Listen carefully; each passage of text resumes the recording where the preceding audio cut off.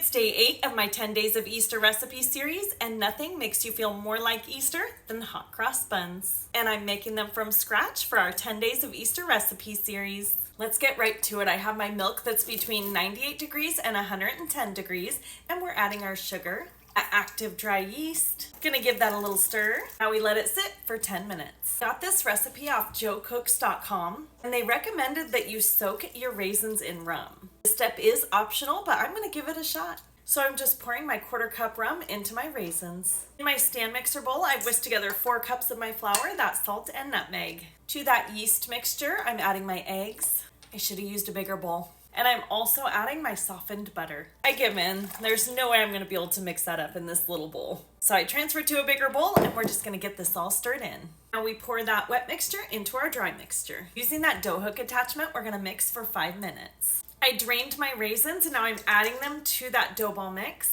We're going to continue mixing with our dough hook for another minute. If it's looking too wet, you can definitely add some flour at this point.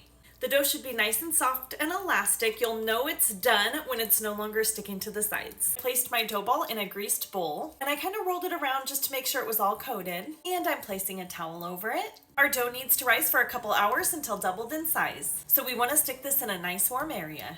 Our dough is nice and ready here. We're gonna punch it down. I rolled my dough into 15 equal-sized balls, placed on a parchment-lined baking sheet. I'm just gonna cover those again and let them rise for another 30 minutes. While our rolls are rising, we're gonna go ahead and make that syrup here. I got my 1/4 cup water and 1/4 cup sugar, and we're gonna heat this to boiling over low heat. And then we're gonna continue boiling for a minute or until the syrup is nice and thick. Then we're gonna take it off the heat to cool. Our rolls have risen. Now we're gonna bake at 375 degrees for 15 to 20 minutes. Our buns are out of the oven. Now we're just brushing them with that sugar syrup. These are so gorgeous.